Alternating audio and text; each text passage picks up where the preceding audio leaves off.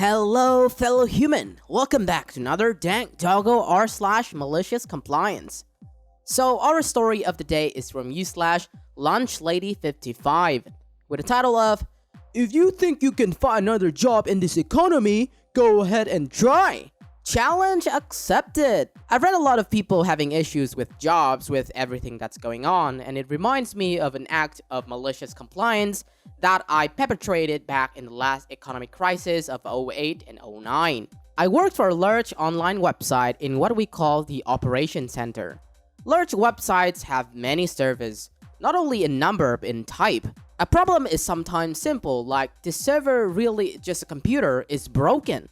But sometimes it's complicated. A dozen of small problems have happened throughout the system, normally not an issue on their own, but together have become this perfect storm that screws the whole website and takes it down. These problems are complicated, and often the individual developers are not familiar enough with the system as a whole to figure it out quickly.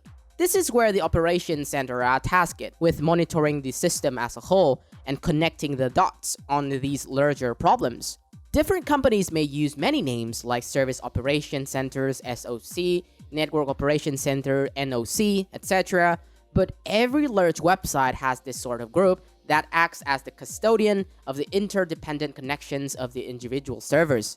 It can take a year and a half of learning how a website works before you're even useful during an outage, and many years before you're an expert and have the confidence to lead a shift. We ran a 24/7 per 365 all from one office in a major city. Half of the people were on the 4 10-hour shifts, others were on 3 to 12 1.5-hour shifts, with 5 hours extra week to make 80 hours every 2 weeks, covering the whole week with no on-call. As we're staffed 24/7 per 365, no need to call anyone at home, there was always someone at the office. I had been there for years and was dang good at my job. I had done several years on a third shift and was ready to be done with staying all night and basically being a zombie on my time off. It's tough to switch from being awake all night to being awake all day twice a week. So a new manager, let's call him Kyle, was hired and decided that he didn't like the fact we are only getting screwed on the sleep. He wanted to screw us a little harder and dry. So he pulls me into a meeting room one evening, when basically everyone except my 2 team members had gone home, slide this paper over to me, and start telling me that the shifts have to be changed, and everyone has to work 5 days a week, and on top of that, now shifts leaders have to be on call during the period of their shift on their days off.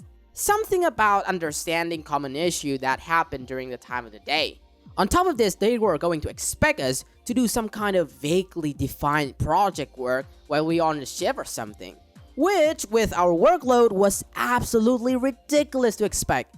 We weren't JavaScript or Java developers in any way, which was the site was run on, so it was assigned to expect us to work on the web application in our spare time. We were ops.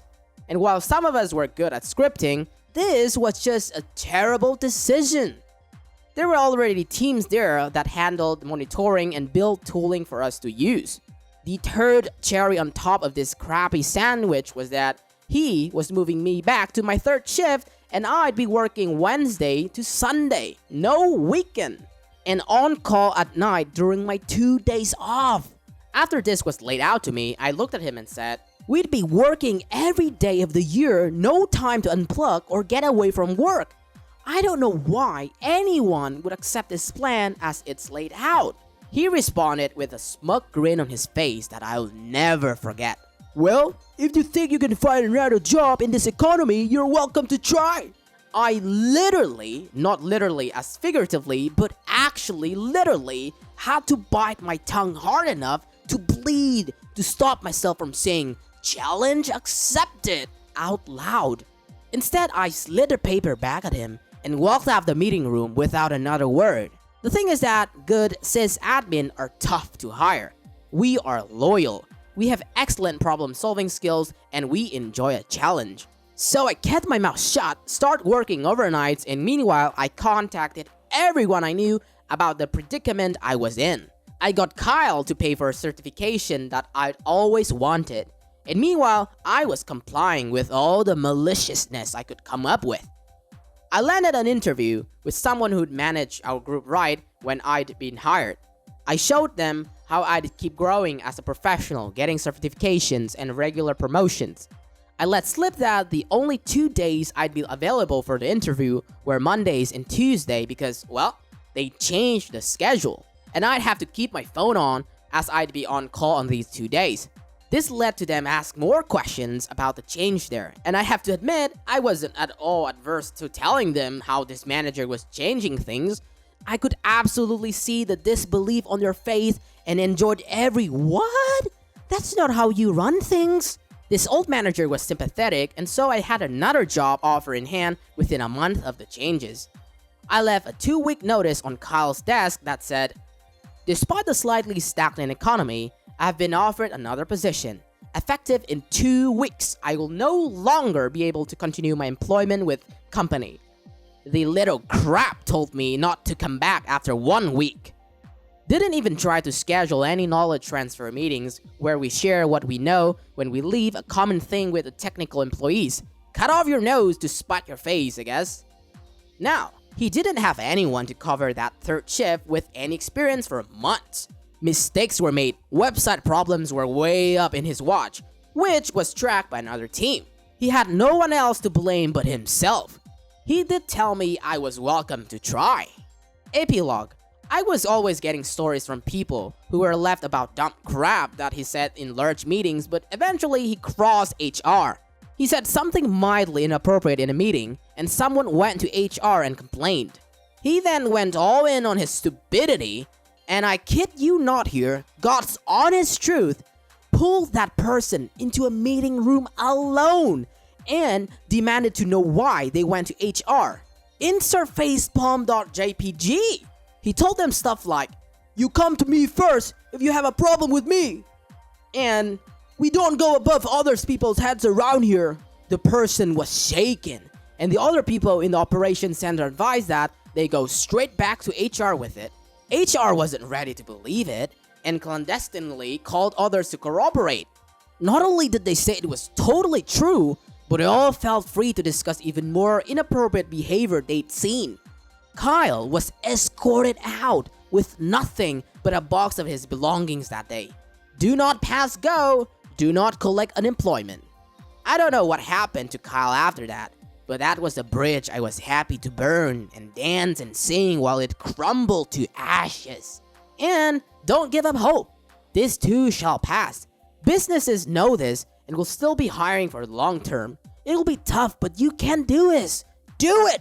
Interview on video conferences, of course. Talk to old coworkers and managers. There are opportunities even in times of crisis. Look for them. You miss 100% of the shots you don't take.